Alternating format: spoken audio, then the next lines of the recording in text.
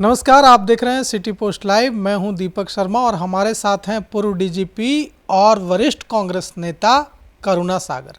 हम इनसे समझेंगे कि पीएमसीएच में जो एक बच्ची की इलाज के अभाव में तड़पते हुए बाहर बेड के अभाव में तड़पते हुए जो जान गई और जिस तरह से इलाज में लापरवाही की बात आई, उसके बाद सरकार ने कई कदम का ऐलान किया है, जांच की बात कही है। अब इससे विपक्ष को क्या लगता है कि सरकार क्या गंभीर हो गई है? सरकार ने कहा है कि जांच कमेटी बनाएंगे, जांच करवाएंगे और दोषियों को सख्त सजा देंगे। तो अब तो मतलब विपक्ष को लग रहा है कि सरकार जाग गई है।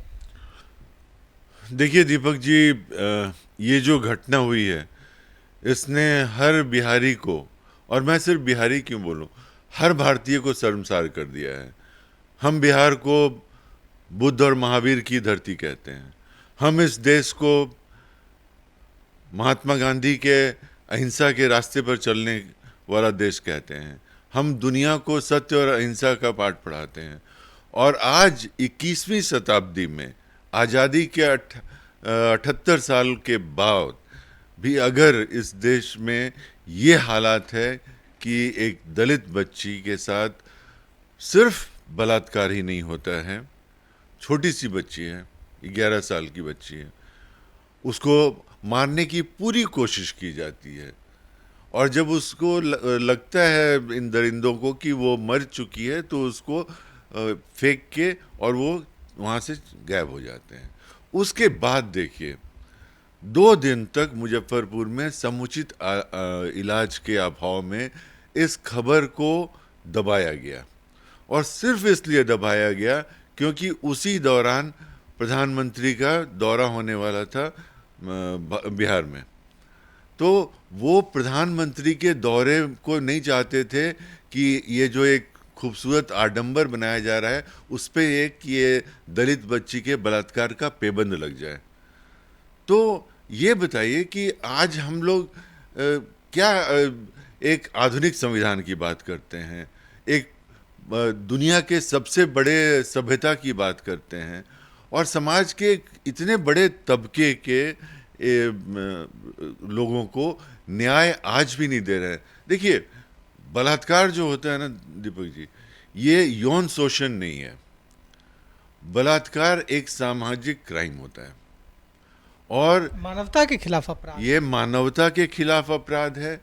और ये जो समाज के अंदर जो वर्ग जो विभाजन है वो दर्शाता है।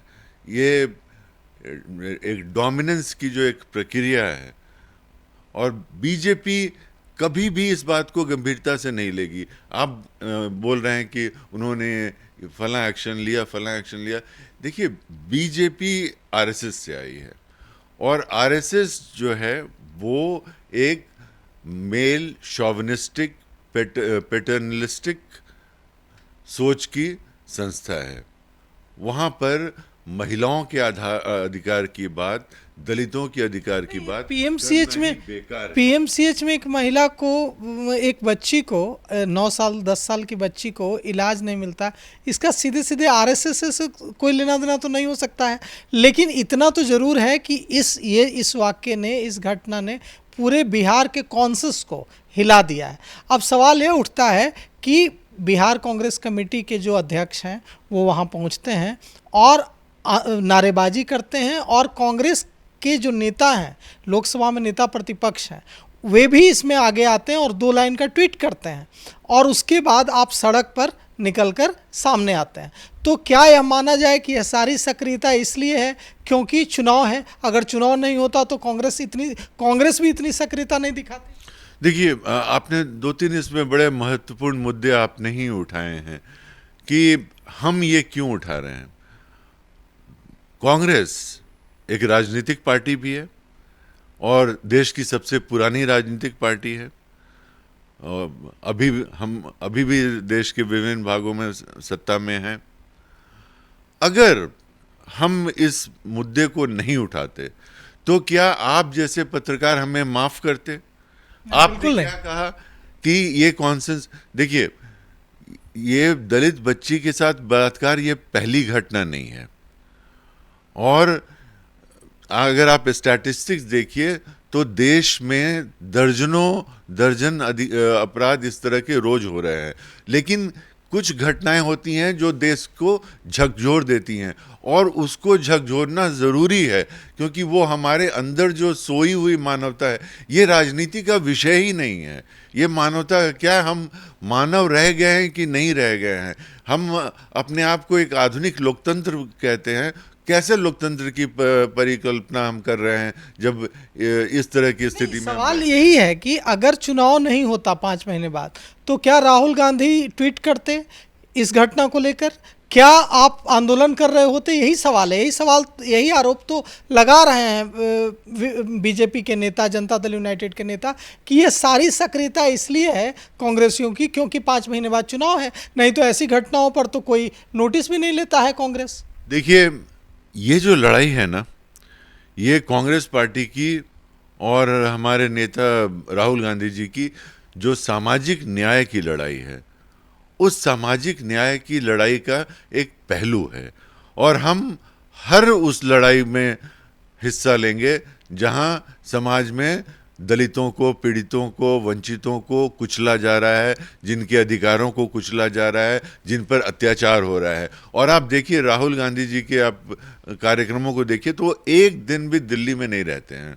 हर दिन किसी न किसी राज्य में, किसी न किसी जगह पे जहाँ पर लोगों के साथ अत्याचार है, वहाँ पर उस परिवारों के साथ, उस समाज के साथ कंधे से कंधा मिलाकर खड़े हैं। और इसीलिए हम इस मुद्दे को उठा रहे हैं, क्योंकि इस मुद्दे को उठाना जरूरी है, राजनीतिक रूप से जरूरी नहीं है। इस मुद्दे को उठाना सामाजिक रूप से जरूरी है। ये वोट की बात नहीं है। आपने ही जो शब्द इस्तेमाल किया है ना, कि देश के कॉन्सेंस को कभी कभी घटनाएं हिला देती हैं। अब हाथरस में कैसी घटना हुई थी कि बलात्कार भी हुआ, हत्या भी हुई, और रात के अंधेरे में पुलिस ने लाश को जला दिया, परिजनों को देखने तक नहीं दिया। तो राहुल गांधी जाएंगे मिलने यहाँ भी, मुजफ्फरपुर के कोढ़नी में भी उस बच्ची से? राहुल गांधी जी का कार्यक्रम मुझे नहीं मालूम है, लेकिन आज हमारे प्रदेश अध्यक्ष वहाँ गए हुए हैं। और कांग्रेस की तरफ से जितनी आपने देखा कि हम लोगों ने सबसे पहले इनकम टैक्स गोलंबर पर धरना प्रदर्शन किया, उसके बाद हमारे प्रभारी कृष्णा अल्लावरू जी और उदय भानु चीप जो हमारे इंडियन यूथ कांग्रेस के प्रेसिडेंट हैं, वो आए, उन्होंने कार्यक्रम किया, आपने खुद कवर किया है।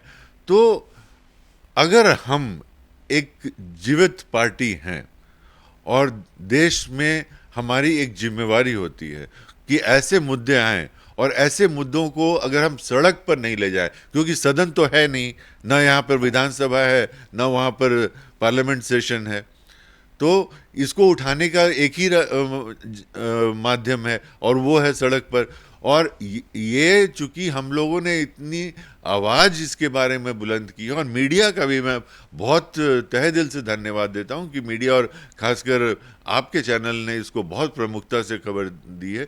और इस कारण से ये प्रेशर में आके कुछ जो वाइट वॉशिंग का एक्शन हो रहा है। देखिए, मंगल पांडे जी इसके लिए दोषी हैं या नीतीश कुमार जी इसके लिए दोषी हैं, इसके लिए दोषी इन दोनों के द्वारा बनाई हुई व्यवस्था है। और ये उस लचर कचरा व्यवस्था के ऊपर ये बैठे हुए हैं, और इसीलिए आप देखिएगा कि ले दे के कुछ भी नहीं होगा। नहीं, तो आपकी पार्टी मंगल पांडे का इस्तीफा मांग रही है, कांग्रेस करे कि मंगल पांडे को इस्तीफा दे देना चाहिए। तो सवाल ये उठता है कि क्या स्वास्थ्य मंत्री मंगल पांडे के इस्तीफा देने से पीएमसी दुरुस्त हो जाएगा? देखिए, ये लोकतंत्र है, और लोकतंत्र में जो मंत्री हैं विभाग के, वो सर्वे सर्वा हैं। तो अगर इस तरह की घटना होती है, पटना में होती है, पीएमसीएच सबसे प्रीमियम मेडिकल कॉलेज माना जाता है। जब हम लोग बच्चे थे तो पटना मेडिकल कॉलेज के नाम से एक हुआ करता था, ऐसा मेडिकल कॉलेज अस्पताल ये रहा है। और इसमें अगर इसमें भी इस तरह की बात होती है, तो इसके लिए अगर स्वास्थ्य मंत्री जिम्मेवार नहीं होंगे, जिम्मेवारी नहीं होगी। आपने देखा था लाल बहादुर शास्त्री ने एक रेलवे दुर्घटना में इस्तीफा दे दिया था।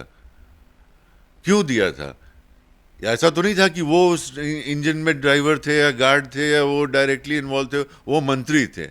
लेकिन ये था कि इसकी जिम्मेवारी, नैतिक जिम्मेवारी किसके पास आती? तो नैतिक जिम्मेवारी तो हेल्थ मिनिस्टर के पास आती है। और अगर हेल्थ मिनिस्टर इसमें इस्तीफा देता है तो ये आने वाले जो स्वास्थ्य मंत्री होंगे, भाई मंगल पांडे के बाद तो भी बहुत स्वास्थ्य मंत्री आएंगे ना भविष्य में, उनके लिए भी एक शिक्षा होगी कि ये राज्य बर्दाश्त नहीं करेगा अगर इस तरह से स्वास्थ्य व्यवस्था बर्बाद रही तो।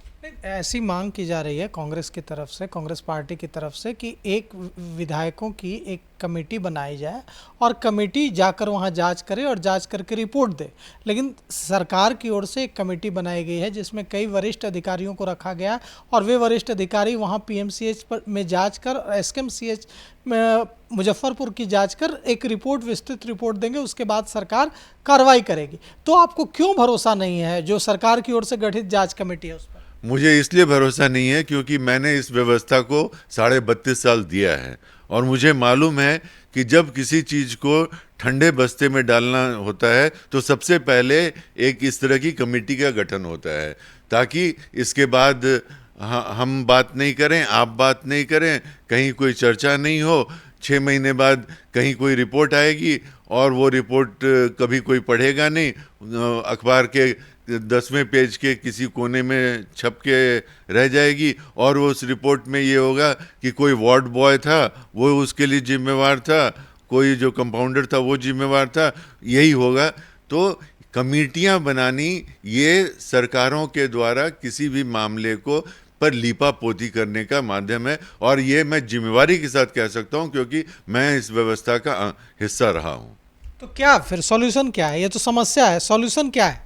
देखिए, सॉल्यूशन जैसा कि हमारे प्रदेश अध्यक्ष जी ने कहा कि भाई सदन इस समय नहीं चल रहा है, लेकिन एमएलए तो हैं, सभी पार्टी के एमएलए हैं, तो सभी पार्टी के एमएलए का अगर एक कमेटी का गठन हो तो उसमें कम से कम ट्रांसपेरेंसी होगी, क्योंकि नेता जब होंगे तो उनकी जिम्मेवारी भी बनेगी। तो वो एक जो जांच होगी उस जांच में निष्पक्षता का स्कोप बढ़ जाता है। ये जो सरकारी जांचें होती हैं वो सिर्फ और सिर्फ दिखावे की होती हैं। आज उस बच्ची के घर की तस्वीर हम लोगों ने देखी, हमारे संवाददाता ने वहाँ से भेजी। वह घर ऐसा था कि उसे झोपड़ी कहने में भी दिक्कत आ रही थी, उस घर की हालत थी।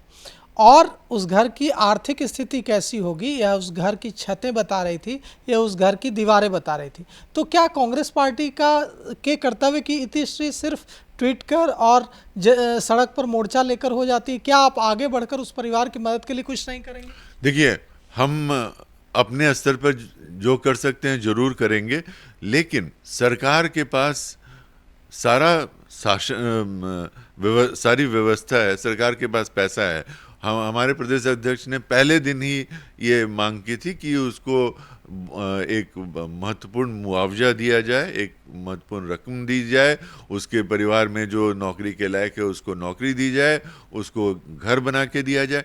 तो ये चीज़ें हैं, लेकिन ये मरहम है और ऐसे समय में कम से कम मरहम की तो ज़रूरत है ही, ताकि जिसके साथ जो हो गया वो, जैसे कहते हैं ना, वो कभी वापस नहीं आएगा। लेकिन अगर उसको लगता है कि समाज और सरकार और विपक्ष और सभी लोग उसके साथ खड़े हैं तो उसका दर्द कुछ कम होता है। तो ये दर्द बांटने की घड़ी है। तो कांग्रेस पार्टी कह रही है कि उस परिवार के साथ दर्द बांटने के लिए खड़ा होने की ज़रूरत है सरकार को, पूरे सिस्टम को, क्योंकि जब उस घर की तस्वीरें सामने आई तो घर की छतें, घर की दीवारें यह बता रही थी कि घर की माली हालत क्या होगी, घर के बर्तनों में कितना अनाज होगा। इसकी जानकारी घर की छतें, घर की दीवारों को देखकर पता चल रही थी। तो अगर हमारा सिस्टम, हमारी सरकार उस बच्ची के साथ खड़ी होती है तो बहुत अच्छी बात है, लेकिन हमें आप सबको भी उस बच्ची, उस परिवार, उस पीड़ित परिवार के साथ खड़ा होने की ज़रूरत है। तो आप जहाँ भी हैं, अगर आप मुजफ्फरपुर के, कोढ़नी के हैं, तो ज़रूर खड़े होइए, जाकर अपनी संवेदना उस पीड़ित परिवार के प्रति जताइए।